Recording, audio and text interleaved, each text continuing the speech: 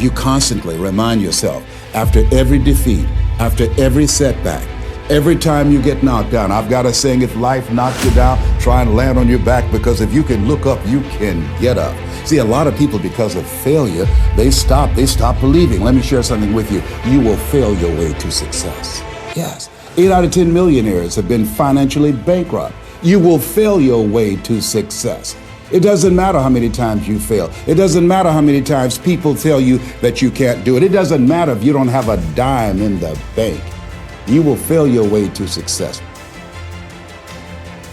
We have a factory, a nice governor in our brain, and it's a survival mechanism. It protects us from pain and suffering. The second we feel that shit, our mind says, oh no, this isn't fun. We should back off. We should sit down, find something more comfortable. And there's something about the mind. The mind has the tactical advantage over you at all times. At all times of your life, the mind has a tactical advantage over you. Why is that?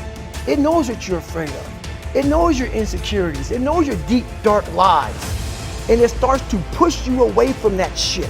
It pushes you in a direction that is comfortable. The mind controls everything.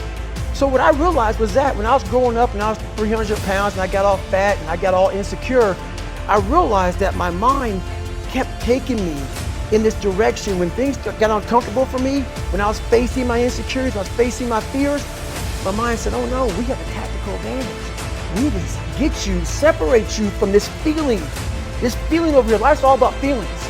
We want the happy feeling. We don't want that feeling of this sucks. Why am I here? And you don't have any, so you can't answer those questions, so you leave. I started realizing that if in that moment you can answer those fucked up questions and you are now in charge of your brain versus your brain ruling you, that's where all that stuff comes from. So the 40% rule is all of that. You get to 40%, your brain says, we're done.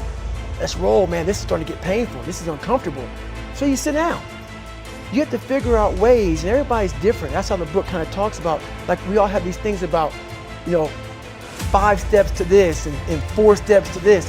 It's a lot more than that. That's all bullshit. It's a practice that you have to, it's a habit. So if you know that at 40%, I'm feeling pain. At 40% I'm feeling pain. That's where the 40% rule kicks in. Now it starts, okay, I'm feeling pain. My mind's saying all this shit to me.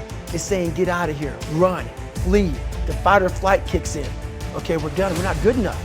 It starts telling you all these things. You start to believe it because the mind controls all. This is the time where you have to gain control back of your mind. It's okay, let me see if I can go 45%. And once you start giving yourself more and more hope and start realizing, okay, the mind starts to be, okay, what are you doing? We're supposed to be going right and you're going left.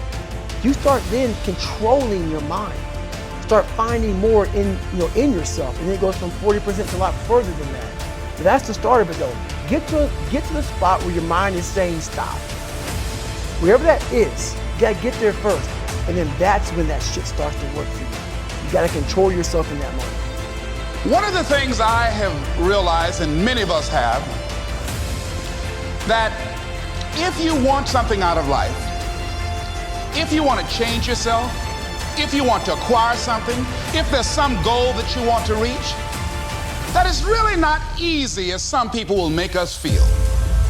That living your dream, changing your behaviors, overcoming negative habits, it's challenging. It's hard. That living alone is just very difficult. And once we begin to come to grips with the fact that living is difficult, life is very challenging. So how do we begin to nurture that hunger? What are the characteristics or the qualities of people that are hungry? What will it take for me to get some of the things that I want?